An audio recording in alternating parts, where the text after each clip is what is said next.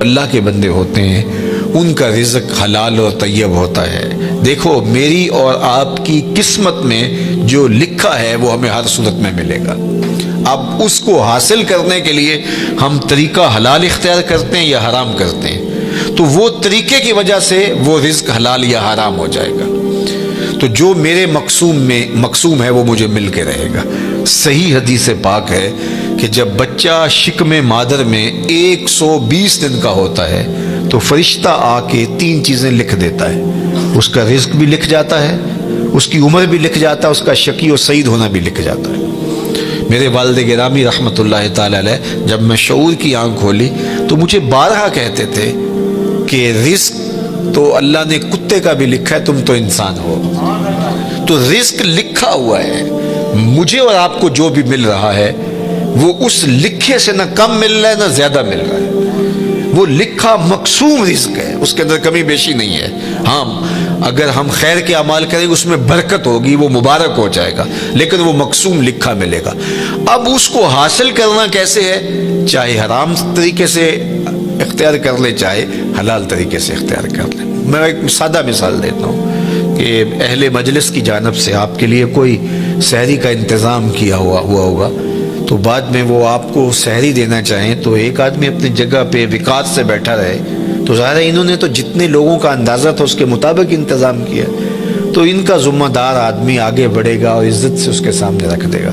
اور ایک آدمی چھچورا ہو اور وہ آگے بڑھ کر کے وہ اس سے سحری چھین لے تو وہ بھی اس کو بھی مل گئی، لیکن اس کے چھچورے پن سے سب دیکھیں گے کہ یار اگر یہ بیٹھا رہتا تو وہ بیٹھا تھا، اس کے لیے بھی انہوں نے حصہ رکھا تھا اور اس کے لیے بھی تھا، تو یہ صبر نہ کر پایا، اس چھچورے پن کی وجہ سے اس پر ملامت ہوئی۔ یہ بات ذہن میں رکھیے کہ رب نے میرا اور آپ کا رزق لکھا ہوا ہے، الٹی چھلانگیں بھی لگائیں تو اس سے زیادہ نہیں مل سکتا اور اس سے کم بھی نہیں مل سکتا۔ اب ہمارا اختیار ہے کہ ہم اس کے لیے چھچورا پن اختیار کریں، یعنی حرام طریقہ اختیار کر لیں، چاہے اس کے لیے حلال ذرائع اختیار کر کے اللہ سے توفیق مانگے تو ملے گا اتنا ہی جتنا ہمارے رب نے لکھا ہوا ہے۔ تو جو ثواب ہے اور جو عقاب ہے، گناہ ہے اور جو اس کے اوپر اجر ہے، وہ ہمارے اس عمل کی وجہ سے ہے۔ تو اللہ جل شانہ اس کو حیات طیبہ عطا کرتا ہے، اس کا ذہن ایسے بن جاتا ہے کہ حرام کی طرف اس کی نظر ہی نہیں اٹھتی، وہ ہمیشہ حلال ذریعے سے اختیار کرتا ہے۔ یہ ہے جو ہے وہ حیات طیبہ کا مفہوم امام قرطبی نے بیان کیا ہے۔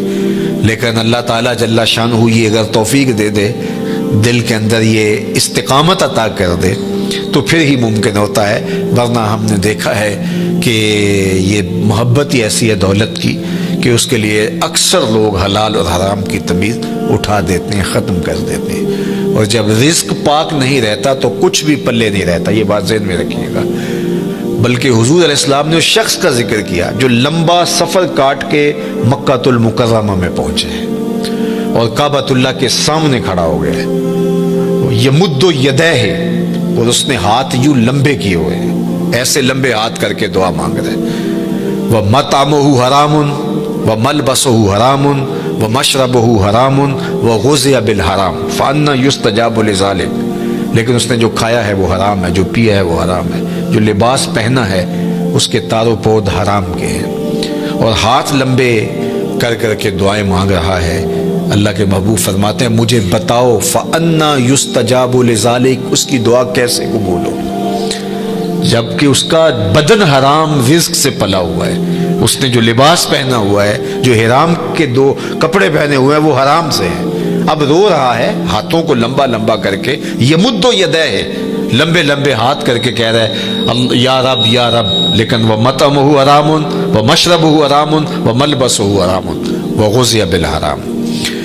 تو پھر بلکہ علماء نے یہ لکھا کہ اگر رزق پاک نہیں رہتا تو اپنی دعائیں تو قبول نہیں ہوتی، نیک لوگوں کی دعاؤں سے حصہ بھی نکال دیا جاتا ہے۔ جب اللہ کے نیک بندے پوری امت کے لیے دعا مانگتے ہیں تو امت میں یہ بھی شامل ہے، لیکن رزق ناپاک ہونے کی وجہ سے ان کی دعا کا جو اس کے لیے حصہ تھا نکال دیا گیا، ان کی دعا اس کے حق میں قبول نہیں ہوتی۔ تو حلال جو ہے وہ حیاتاً طیبہ کا امام قرطبی نے دوسرا مفہوم بیان فرمایا کہ رزق حلال اللہ اس بندے کو نصیب فرماتا ہے۔ اللہ اکبر۔ تو اس کا ایک معنی، ایک مفہوم یہ بھی بیان فرمایا گیا کہ صبر کی توفیق، اور ایک مفہوم یہ بھی بیان فرمایا گیا استقامت علی الدین، دین کا پر استقامت اور دین پر چلنے کی توفیقات کا نصیب ہونا۔ بعض لوگوں کو توفیق خیر کی نصیب نہیں ہوتی اور وہ نیکی کا کام کرنا چاہیں بھی تو نہیں کر پاتے، اسباب ہی نہیں ان کو اس طرح کے، چونکہ یہ جو ہمیں اچھائی کی، نیکی کی توفیق ملتی ہے یہ بھی اس کے کرم سے ملتی ہے۔ میری توفیق بھی تیرے کرم کا صدقہ، یہ قدم اٹھتے نہیں اٹھائے جاتے۔ تو بعض لوگ جو ہے وہ کوشش بھی کر رہے ہوتے ہیں لیکن ان کی توفیقات ساتھ نہیں دے رہی ہوتی، اور پھر وہ دوبارہ پلٹ کے، میں نے بہت لوگوں کو دیکھا ہے کہ وہ ارادہ کرتے ہیں نہیں ہم اس طرح نہیں اس طرح چلیں گے، ان کا دماغ یہ کہہ رہا ہوتا ہے کہ میں غلط چل رہا ہوں، مجھے صحیح چلنا چاہیے اور میں یوں چلوں گا، ارادہ بھی کرتے ہیں لیکن پھر پلٹ کے وہاں آ جاتے ہیں۔ تو اس کا کیا مطلب ہوا کہ توفیقات عزدی ان کے شامل حال نہیں ہے، ان سے برائی کے اسباب ان کے لیے کھلتے ہیں، نیکی کے، اچھائی کے، خیر کے اسباب ان کے لیے نہیں کھلتے۔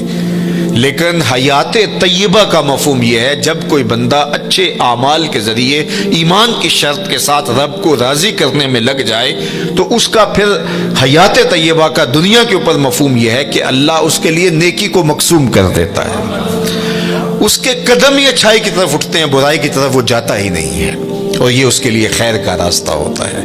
میں اور آپ دیکھیں یہ حیات طیبہ جو اولیاء کی زندگیاں ہیں، یہ اللہ ہمیں بھی عطا کر سکتا ہے اگر ہماری طلب سچی ہو۔ جتنی محنت ہم دولت دنیا کے لیے کرتے ہیں اور جتنے گھنٹے اس کے لیے کام کرتے ہیں، جتنی دماغ سوزی ہم اس کے لیے کرتے ہیں، کیا ہم اس سے آدھی محنت بھی دین کے حصول کے لیے کی؟ اگر ہم نے اتنی محنت کی اور ہمیں نہیں ملا تو پھر ہمیں شکوہ ہونا چاہیے، ہم نے تو محنت ہی نہیں کی۔ ہم کہتے ہیں یہ دین ویسے ہی مفت میں ہمارے ہاتھ آ جائے، کوئی محنت، کوئی مشقت نہ اٹھانی پڑے، جبکہ حصول زر کے لیے، حصول عزت کے لیے، دنیاوی مناصب کے لیے ہم کتنے پاپڑ بیلتے ہیں اور کیا کچھ نہیں کرتے۔ تو میں اور آپ دیکھیں کہ ہم نے اپنے آپ کو اچھائی کی راہوں میں ڈالنے کے لیے کیا عملی جدوجہد اور کوشش کی۔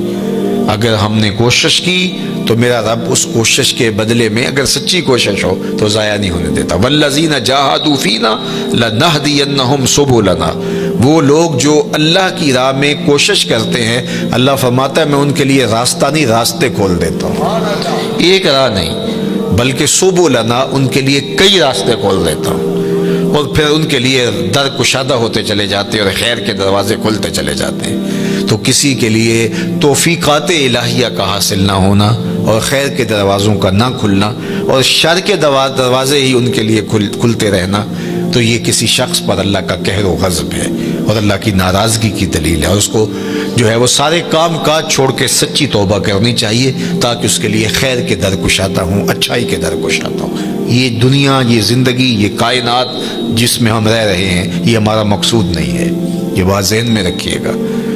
اللہ تعالیٰ جل شانہ نے مقصود اپنی رضا کو ہمارا بنایا ہے، اور ہم یہاں دنیا میں آئے ہی اسی لیے ہیں۔ یہ دنیا بوائی کا موسم ہے، آخرت کٹائی کا موسم ہے۔ بوائی کے موسم میں جو کسان مٹی سے مٹی ہو جاتا ہے، کٹائی کے موسم میں فصل وہی اٹھاتا ہے، اور بوائی کے موسم میں جس نے جو ہے وہ ہل چلایا نہیں اور بیج ڈالا نہیں، سہاگا دیا نہیں، جڑی بوٹیاں تلف نہیں کی اور پانی نہیں ڈالا، تو کٹائی کے موسم میں وہ فصل نہیں اٹھا سکے گا۔ دنیا کو آخرت کی کھیتی کہا گیا ہے۔ خوش نصیب اس دنیا کو آخرت کے لیے گزارتے ہیں۔ دنیا تو گزر ہی جانی ہے، یہ روزے کا مہینہ ہے، تو جو روزہ نہیں رکھتا دن تو اس کا بھی گزر جاتا ہے، اور جو روزہ رکھ کے گزارتا دن اس کا بھی گزر جاتا ہے۔ حضرت داتا گنج بخش علی حجویری علیہ رحمہ کے شیخ ابو الفضل الختلی فرماتے ہیں دنیا یومن ولنا فیہا صومن، دنیا ایک دن ہے، ہم روزہ رکھ کے گزار رہے ہیں، گزر تو ہماری بھی جائے گی، اور جس نے عیش و عشرت میں گزاری گزر تو اس کی بھی جائے گی۔ لیکن آخرت کے مقابلے میں یہ دنیا ہے کتنی؟ اللہ اکبر، یہ ساری زندگی کتنی ہے؟ 60 سال 70 سال، یہی ٹوٹل زندگی ہے نا، آج تو یہی زندگی ہے، چلو 100 سال لگا لیجئے گا۔ اور آخرت کا ایک دن مقدارہ 50,000 سنہ، قرآن نے کہا کہ آخرت کے ایک دن 50,000 سال کے برابر ہوگا. 50 سال کے برابر نہیں، 100 سال کے برابر نہیں، 50,000 سال کے برابر ایک دن. اور یہ ساری زندگی 60 سال کی، اور اس میں بھی 8 گھنٹے روز سوئیں تو تیسرا حصہ تو سو کے گزار دیا. تو اگر 60 سال زندگی ہے، 20 سال تو گزر گئے. 20 سال سو کے گزارے، باقی 40 سال ہے. اس میں کوئی بچپن کی مدہوشیاں، کوئی بڑھاپے کے دھکے. روزانہ 1 گھنٹہ بھی واش روم میں گزارے، 2 سال تو یہ بھی نکلتے ہیں. میرے ایک دوست نے مجھے حساب نکال کے دیا کہ 17 سال بچتے ہیں اگر 60 سال زندگی. چلو 25 سال لگا لیں، 30 سال لگا لیں. وہ قصاب کہتا ہے یہ جو آپ کو جانور دے رہے ہیں نا، قربانی کے دن آ رہے ہیں آگے، تو وہ کہتا ہے یہ جو آپ کو بیل دے رہے ہیں یہ ویسے 5 من کا ہے، لیکن صافی گوشت 3 من نکلے گا. 2 من انتڑیوں میں چلا جائے گا، وہ سر اور پاؤں میں چلا جائے گا، باقی صافی گوشت جو ہے وہ 3 من ہے. زندگی یوں تو 60 سال کی ہے، لیکن صافی زندگی 30 سال کی، 25 سال کی، 20 سال کی، یہ ہے زندگی. اور وہ بھی ٹینشنوں سے بھری ہوئی، شریکوں نے مار دیا، کچھ چھوڑا ہی نہیں ہے. پریشانیاں، دکھ، خزیاں، ٹینشنیں، ہر وقت بھاگم بھاگ. چلو تخت پہ بیٹھ کے بھی گزاری. تو 60 سال زندگی میں سے 30 سال گزارے، صرف 30 سال یہی احتیاط سے گزارنے تھے، یہ نہ گزار سکا. اور وہ زندگی، اس کا پہلا دن مقدارہ 50,000 سنہ، 50,000 سال کے برابر ایک دن. ذرا حساب لگائے نا اس، اور وہ صرف ایک دن. اس کے بعد مینڈے کی شکل میں موت کو لا کے ذبح کر دیا جائے گا. موت آ گئی، موت کو بھی موت آ گئی، قصہ تمام. جہنم میں ہے تو پھنس گیا، مر بھی نہیں سکتا. اب تو مرنے سے بھی رہا نا. دنیا میں تو لوگ خودکشی کر لیتے ہیں، لوگ کیا کچھ نہیں کرتے. اب تو گھبرا کے یہ کہتے ہیں کہ مر جائیں گے. مر کے بھی چین نہ پایا تو کدھر جائیں گے. تو وہاں پھر موت بھی نہیں ہے. اور جن کو جنت کی راحت نصیب ہو گئی، پھر جو ہے ان کے لیے ابدی اور سرمدی زندگی، نہ ختم ہونے والی زندگی. تو ذرا دیکھیے یہ زندگی کیا ہے، صحرا میں پڑے ہوئے ایک ذرے کے برابر بھی نہیں ہے. اور وہ زندگی نہ ختم ہونے والی، نقطہ انجام ہی نہیں. یہ زندگی اچھی گزرنی چاہیے. میں نہیں کہتا کہ یہ زندگی اچھی نہ گزرے، لیکن فرض کرو اگر اچھی نہ بھی گزری تو گزر ہی جائے گی نا. میر تقی میر نے کہا تھا، وہ ریشموں کم خواب میں سرمست ہیں تو کیا ہوا، رات اس کی بھی کٹ گئی جو کہ اور تھا. برہنہ بدن تھا، سردیوں کی رات تھی، زخم لگے تھے بدن پہ، بخار نے جو ہے وہ بےتاب کر رکھا تھا، اور کوئی باہر ریت کے اوپر پھینک گیا. تو کتنی لمبی رات ہوگی اس بیمار کے لیے جس کا کوئی تیماردار بھی نہیں ہے. ریت پہ کوئی پھینک گیا، بدن پر زخم ہے، چور ہے بخار سے، سردیوں کی لمبی رات ہے. سحر لانا کوئی آسان ہے؟ اللہ اکبر. جوئے شیر لانا، وہ جو غالب نے کہا تھا، وہ جوئے شیر لانے کے مترادف ہے. لیکن آخر کٹ ہی گئی نا. جتنی بھی لمبی رات ہے، نقطہ انجام تو ہوگا نا. لیکن وہ رات پڑ گئی تو اس کا نقطہ انجام نہیں ہے، وہ ختم ہی نہیں ہوگی، چونکہ موت کو بھی موت آ گئی. تو اس سے بڑا احمق کوئی نہیں جو اپنی آخرت کو برباد کرتا ہے. یہ دنیا سواریں، اچھی دنیا زندگی گزاریں، اللہ کی دی ہوئی نعمتوں سے بھرپور تلذذ حاصل کریں، لیکن آخرت کے سودے پر نہیں، آخرت کی قیمت پر نہیں. تو اللہ جل شانہ حیات طیبہ اپنے بندوں کو دیتا ہے کہ وہ اس زندگی کو آخرت کے لیے گزارتے ہیں. جہاں جتنا رہنا ہو وہاں اس حساب سے انتظام کیا جاتا ہے. میں ایک دفعہ اٹلی سے گزر رہا تھا تو مجھے وہاں کچھ نوجوان منڈی بہاؤالدین کے کہنے لگے کہ آپ ہمارے ساتھ اگر چائے پی لیں. تو میں نے کہا چلتے ہیں. تو ان کے ہاں چائے پینے گیا تو وہ چھوٹا سا گھر تھا ان کا، اور جس میں کوئی تقریباً 20-25 نوجوان رہ رہے تھے. وہ جو ہے وہ انہوں نے چارپائیاں جوڑ کے یوں رکھی ہوئی تھیں اور اپنا کھانا بھی پکاتے تھے. تو میں حیرت زدہ ہوا اور میں نے کہا کہ آپ 20-25 اس چھوٹے سے گھر میں رہ رہے ہیں تو کوئی بڑا گھر لے لیں. تو وہ مجھے ہنس کے کہنے لگے حضرت ہم یہاں کمائی کرنے آئے ہیں، عیش نہیں کرنے آئے. تو آپ اگر آئے نا ہمارے علاقے منڈی بہاؤالدین میں تو ہمارے 6 کنال کے بنگلے بن رہے. تو میں نے کہا یہی تو میں سمجھانے آیا کہ جہاں جتنا رہنا ہو وہاں اتنا انتظام کیا جاتا ہے. تو دنیا میں جتنا رہنا ہے ہم اتنا انتظام کریں. اصل ہماری منزل آخرت ہے، ہم وہاں پلٹ کے جانا ہے، وہاں ہمارے لیے تیاری ہو رہی ہو. یہ جہاں بھی اچھا وہ جہاں بھی اچھا، لیکن اس دنیا کو اس آخرت کی قیمت پہ نہیں گزارنا۔ یہی ولایت ہے، یہی اللہ کے ولی کرتے ہیں، وہ اس دنیا کی زندگی کو آخرت کے لیے گزارتے ہیں۔ تو پھر یہ زندگی بھی خوشحال، جب یہاں ہم جاتے ہیں 4 دن کے لیے 5 دن کے لیے تو جو ہے وہ خوش جاتے ہیں، خوش آ جاتے ہیں، نہ وہاں ان کے ملک کو چھوڑ کے آنے میں دکھ ہوتا ہے، نہ کوئی پریشانی ہوتی ہے، اس لیے کہ ہم آئے ہیں 4 دن پھرنے کے لیے، سیر کرنے کے لیے، واپس چلے گئے۔ لیکن اگر ڈیرا جما لیں تو پھر چھوڑنا بھی کتنا مشکل ہے۔ تو اللہ والوں کو دنیا چھوڑنا بھی اوکھی نہیں ہوتی، اس لیے کہ انہوں نے دل ہی نہیں لگایا ہوتا۔ بلال حبشی رضی اللہ تعالیٰ عنہ کا جب آخری وقت آیا، سانس ٹوٹنے لگی تو زوجہ سرانے بیٹھی تھی، تو اس نے کہا واہ حزن ہو، ہائے افسوس، میرا شوہر مجھ سے جدا ہو رہا ہے۔ تو بلال حبشی رضی اللہ تعالیٰ عنہ کی ابھی سانسیں باقی تھی، تو آپ نے پلٹ کے اپنی بیوی کو دیکھا، کہا یہ کیا کہہ رہی ہو، واہ حزن ہو، ہائے افسوس۔ کہا ہاں آپ جا رہے ہیں، تو کہا نہیں یوں نہ کہو، بلکہ کہو وا تربا ہو غدن القا محمدم و اصحابہ ہو۔ کہا مبارک ہو، میں تو اپنے آقا سے ملنے جا رہا ہوں۔ پھر موت جو ہے وہ تحفۃ المومن بن جاتی ہے۔ حضرت ابراہیم علیہ السلام کے پاس جب جبریل امین اسرائیل علیہ السلام آئے نا روح قبض کرنے کے لیے، تو کہا کدھر آئے ہو؟ کہا قبض روح کے لیے آیا ہوں۔ کہا واہ کمال ہے، میرا رب مجھے اپنا خلیل بھی کہتا ہے۔ خلیل عربی میں کہتے ہیں گوڑے دوست کو، وہ کہ جگری یار جس طرح ہوتا، تو وہاں تو یہ لفظ نہیں بولے جائیں گے، خلیل کہتے ہیں گہرے یار کو، گوڑے یار کو۔ تو اللہ نے حضرت ابراہیم کو اپنا خلیل بنایا۔ حضور فرماتے ہیں اگر اللہ کے علاوہ میں کسی کو خلیل بناتا تو ابو بکر کو بناتا، میرا خلیل صرف اللہ ہے۔ تو اللہ نے اپنا خلیل بنایا حضرت ابراہیم علیہ السلام کو۔ تو جب سندیسہ موت کا بھیجا اسرائیل کے ہاتھوں، تو کہا کہ وہ مجھے اپنا خلیل بھی کہتا ہے اور ساتھ آپ کو بھی بھیج دیا۔ بھلا کوئی یار بھی یار کی موت چاہتا ہے؟ کیسا بھی کبھی ہوا ہے کوئی یار کی موت چاہے؟ تو کہا میں تو حکم کا پابند ہوں، حکم لے کے آ گیا اللہ کا، تو میں پھر چلا جاتا ہوں، جا کے پوچھتا ہوں کہ تیرا بندہ یہ کہہ رہا ہے۔ تو بارگاہ عزدی میں حاضر ہوئے کہ مالک تیرے خلیل نے یہ کہا ہے، کوئی یار بھی یار کی موت چاہتا ہے؟ کہا پھر جا اور میرے خلیل کو میرا سلام دے اور کہہ کہ کبھی ایسا بھی ہوا ہے یار بلائے کوئی ملنے بھی نہ آئے؟ تو کہا کہ پھر دیر نہ کر، روح قبض کر لے۔ پھر روح بے تاب ہو گئی، جلدی کر۔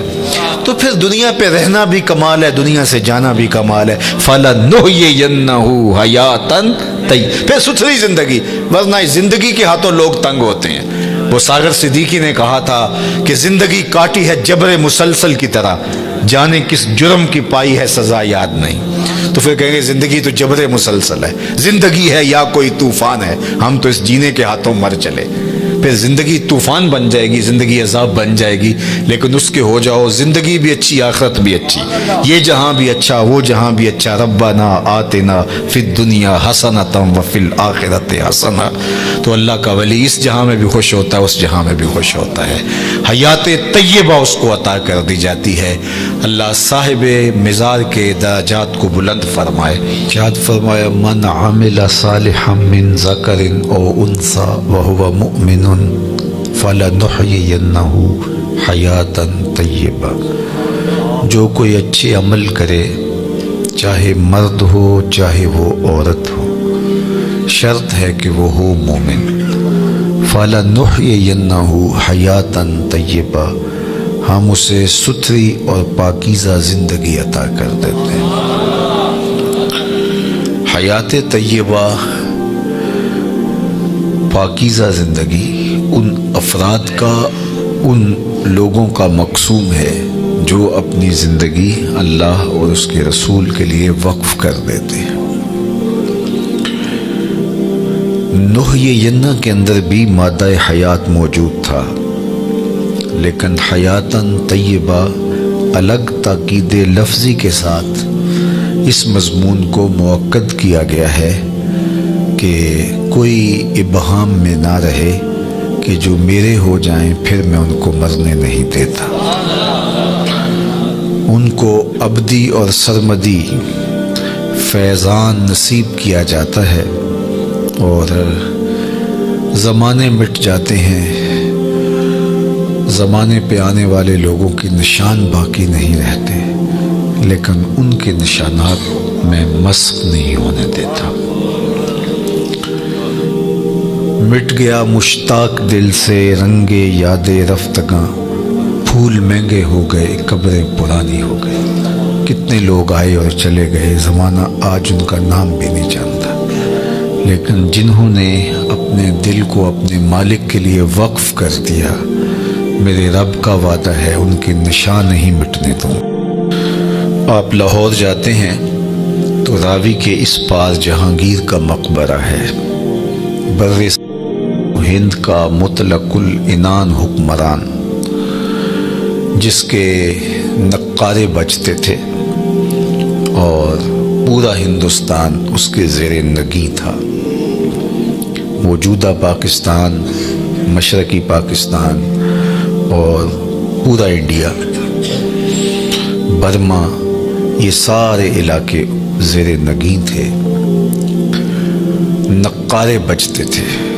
لیکن آج اگر آپ وہاں جائیں تو قبر پہ حسرتیں برستی دکھائی دیں گے۔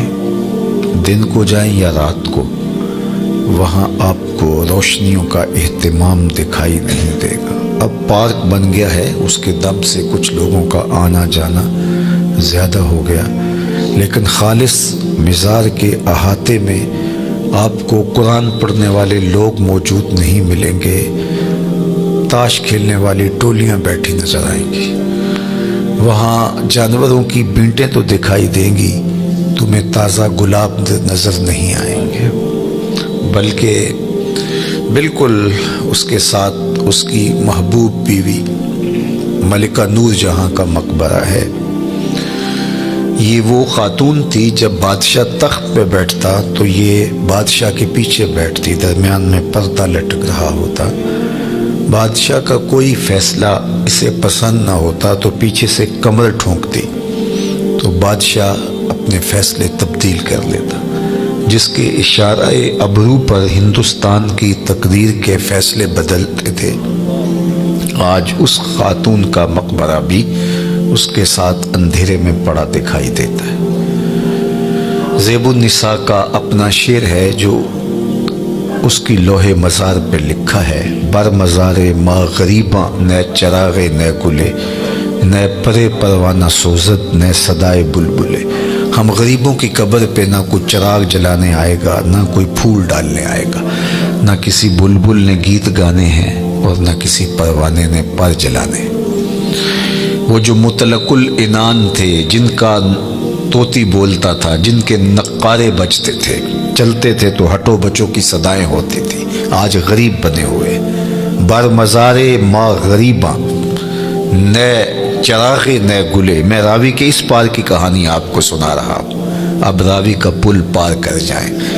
ایک لوح مزار ادھر بھی ہے، یہاں تو ہے بر مزارے ما غریباں نہ چراغے نہ گلے، اور وہاں لکھا ہے گنج بخش فیض عالم مظہر نور خدا، ناقصاں را پیر کامل کاملاں را رہنما۔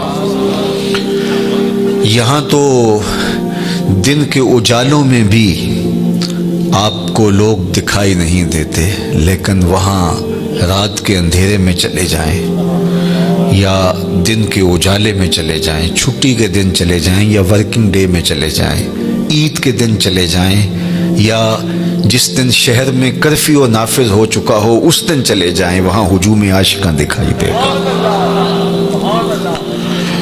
حتیٰ کہ حد ہو گئی کہ جب بدطینت لوگوں نے اپنی کارروائیوں کا رخ مزارات کی طرف کیا تو داتا گنج بخش علی حجویری علیہ رحمہ کے مزار پر بھی بم دھماکہ ہوا اور ساری رات لاشیں اٹھائی جاتی رہیں، لیکن جب صبح کا وقت آیا تو ساری مسجد نمازیوں سے بھری ہوئی تھی۔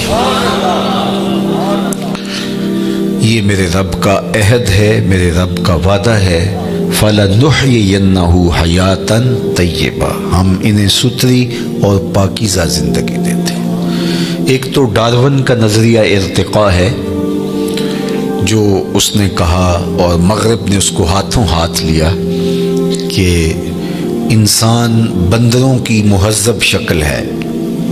وہ کہتا ہے کہ یہ تہذیب پاتے گئے وقت کے ساتھ ساتھ اور آج موجودہ شکل میں ہے۔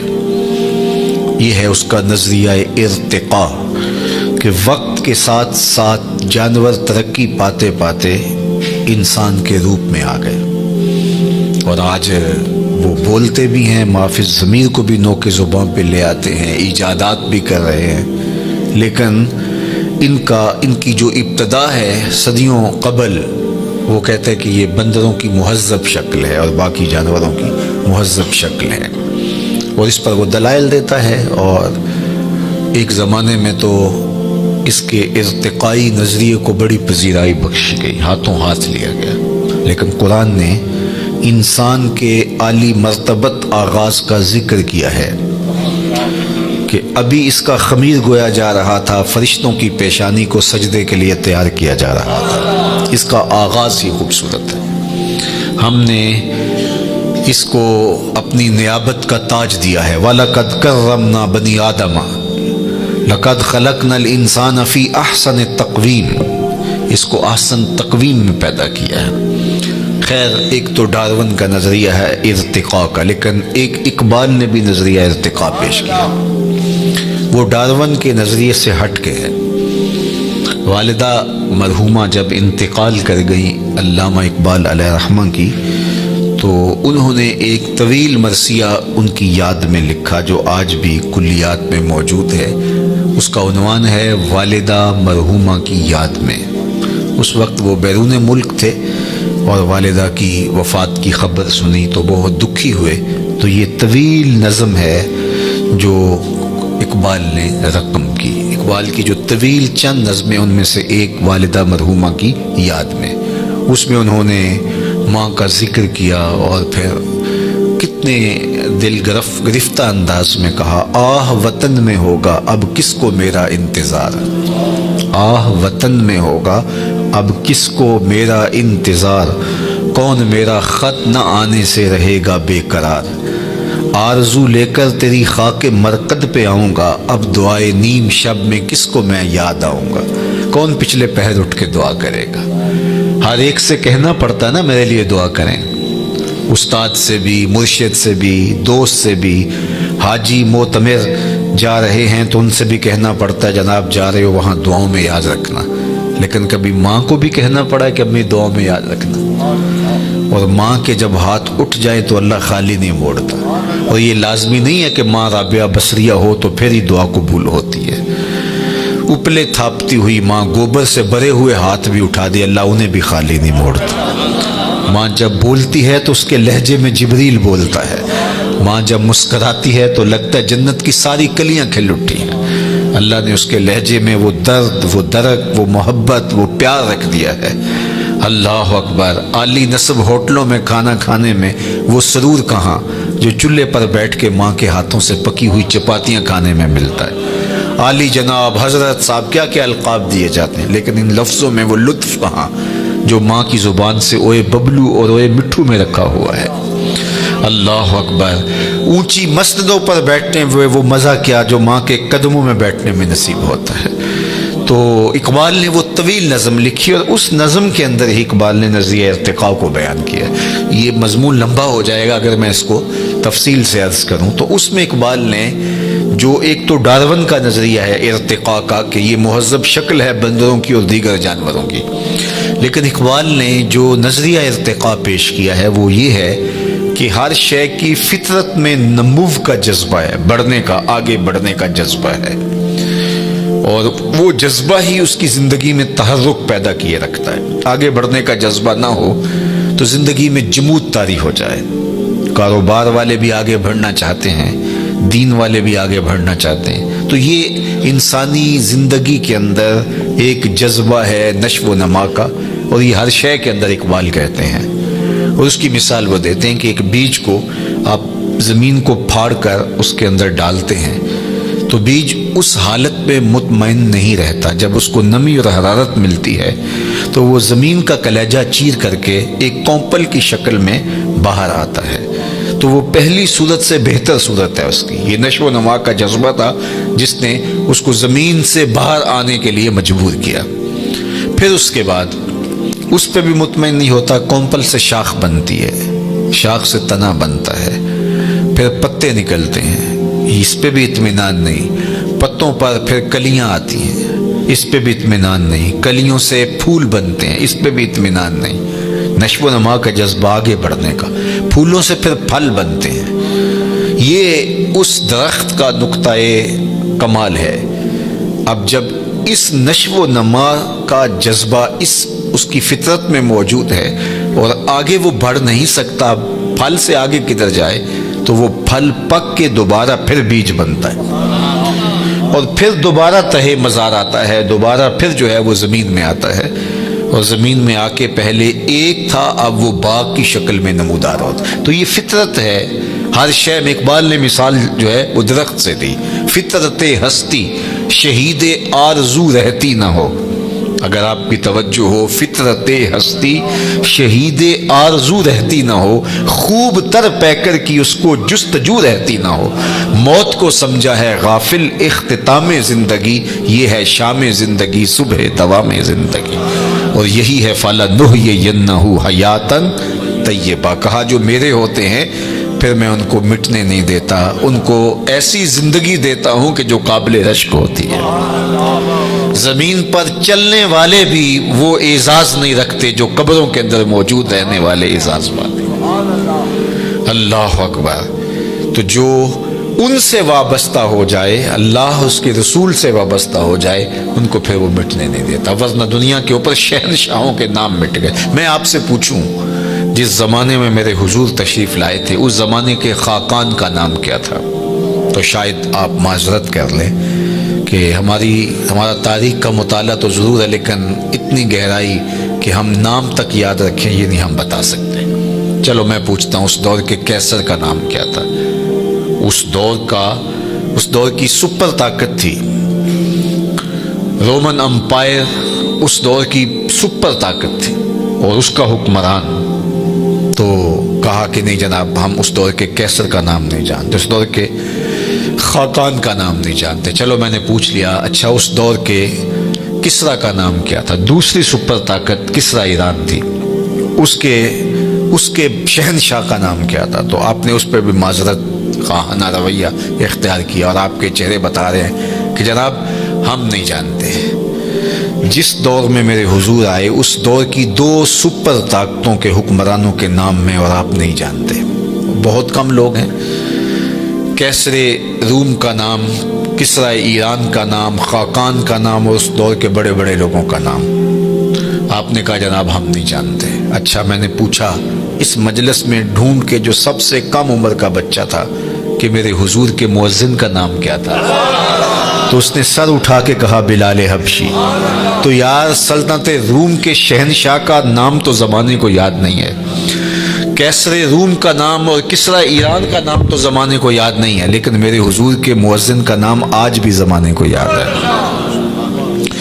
اللہ اکبر۔ میں ساری دنیا تو نہیں گھوما، لیکن آدھی کے قریب تو دنیا میں نے دیکھی ہے۔ جس ملک میں بھی گیا ہوں بلال حبشی کے نام کی مسجد ضرور دیکھی ہے۔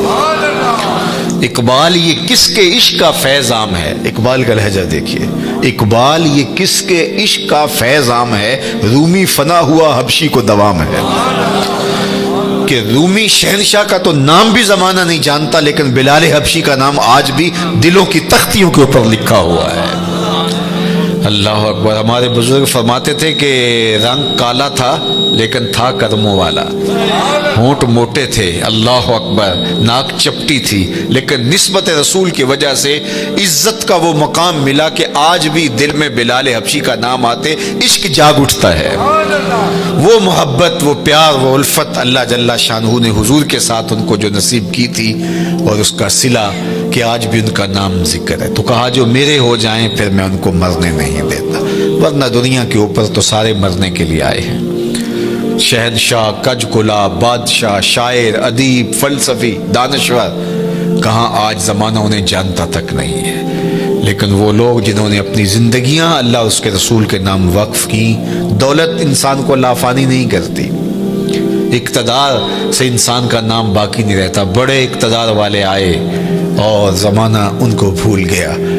ایک خاتون جو ہے وہ ढूंढ रही थी यूनान के अंदर कब्र। किसी ने कहा बुढ़िया क्या ढूंढ रही हो? कहा यहाँ मेरा बेटा सिकंदर दफन है। कहा किस सिकंदर की बात कर रहे हो? यहाँ तो बड़े बड़े सिकंदर चले गए, शहनशाह चले गए, कजकुला चले गए, मिट गया मुश्ताक दिल से रंगे यादे रफ्तगा, फूल महंगे हो गए, कब्रें पुरानी हो गई। और मियाँ साहब कहते हैं जिन्ना बाजू असी पल नहीं सजींदे, शक्लां याद ना रहियां, सह सह जोड़ संगत दे डिठे ओढ़क विथां पईयां, जिन्ना बाजू एक पल नहीं सजींदे, शक्लां याद ना रहियां। हम तो अपने सके अजीज़ों को भूल जाते हैं, लेकिन ये कौन लोग हैं कि जो फरामोश नहीं होते? इसलिए फरामोश नहीं होते कि इन्होंने उस ज़ात के साथ अपने ताल्लुक़ को मजबूत कर लिया है कि उसके साथ जुड़ा हुआ ताल्लुक़ कभी फना नहीं होता। अच्छा, मैं एक कब्रिस्तान में गया तो वहाँ मुख्तलिफ शहनशाहों की और बादशाहों की कब्रें थी और लिखा था साबिका हुक्मरान फलां, साबिका हुक्मरान फलां। और आप भी देखते हैं कि साबिका चीफ जस्टिस, साबिका वज़ीर आज़म, साबिका वज़ीर ख़ारिजा। तो मैं कहता हूँ ये सारे साबिका हो जाते हैं। अल्लाह का वली कब्र में जाके भी साबिका वली नहीं होता। किसी कब्र पे आपने ये नहीं देखा होगा कि साबिका वली लिखा हो। साबिका वज़ीर आज़म होता है, साबिका Jarnail, साबिका chief of army staff, सब साबिका है, उनके साथ साबिका लग जाता है। लेकिन जो अल्लाह का हो जाए फिर अल्लाह उसे साबिका नहीं होने देता। वो कब्र से बाहर भी वली होता है, कब्र के अंदर उतर के भी वली होता है। फ़ला नुहयियन्नहु हयातन तय्यबा, फितरत हस्ती शहीद आरज़ू रहती न हो, खूब तर पैकर की उसको जुस्तजू रहती न हो, मौत को समझा है गाफिल इख्तिताम ज़िंदगी, ये है शाम ज़िंदगी सुबह दवाम ज़िंदगी। ये ऐसी ज़िंदगी नसीब हो जाती है कि जो उन्हीं का मकसूद होता है। तो आइए मैं और आप अपनी ज़िंदगी को अल्लाह और उसके रसूल के नाम कर दें, वरना वो क्या कहते हैं कि आज मरे कल दूसरा दिन, तो ज़िंदगी तो ख़त्म हो जाएगी, टूट के बिखर जाने वाला ख्वाब है। जो कहते थे कि हम धरती की जीनत हैं, नागुज़ीर हैं, कायनात का चरख हमारे हुक्म से घूमता है, लेकिन ज़माने ने फिर उनको फरामोश कर दिया। उनके नामों के अबजद भी ज़माने को मालूम नहीं है। लेकिन जिन्होंने खाक बना लिया दर रसूल की अपने आप को, सदियाँ गुजरने के बावजूद भी वो सरखरू और कामयाब ठहरे। अल्लाह अकबर। वो सर बुलंद हुए जो तेरे नाम पे मिटे, और वही सरखरू हुए, वही कामयाब ठहरे जो उनके नाम पर मिट गए। वरना दुनिया के ऊपर आने वाले सब लोग ख़त्म हो गए और सब लोग जो है वो मिट गए, उनका वजूद और तशख़्ख़ुस भी बाकी न रहा। तो मैं और आप अहलुल्लाह की कब्रों पर जाने से हमें ये तरग़ीब मिलती है कि हम अपनी ज़िंदगियों को अल्लाह और उसके रसूल के नाम कर दें। शिकस्ता कब्रें भी, टूटी हुई कब्रें भी हमें इबरत देती हैं। आका करीम ने एक ज़माने में मना किया था कब्रों पर जाने से, और फिर एक वक्त गुजरने के बाद दोबारा हुक्म दे दिया, कुन्तु नहैतुकुम अन ज़ियारतिल कुबूर फज़ूरूहा। मैं तुम्हें कब्रों पर जाने से रोका करता था, लेकिन अब मैं तुम्हें हुक्म देता हूँ कि कब्रों पर जाया करो। और उसकी वजह बयान फरमाई, इसलिए लिअन्नहा तुज़क्किरुल आखिरा, कब्रें तुम्हें आखिरत की याद दिलाती। तो जो शिकस्ता टूटी हुई कब्रें होंगी वो भी याद दिलाएंगी ये कितने नागुज़ीर होते थे। आज इनके कफन भी तार तार हो गए। अल्लाह अकबर। हज़रत गौसे आज़म शेख अब्दुल कादिर अल जीलानी अलैहि रहमा व रिदवान फरमाते हैं, जाओ कब्रिस्तानों में जा कर के देखो कैसे कैसे हसीनों की मिट्टी ख़राब हो रही है। जो बदन पे चुटकी मिट्टी भी नहीं पड़ने देते थे, आज कफन भी तार तार हो गए।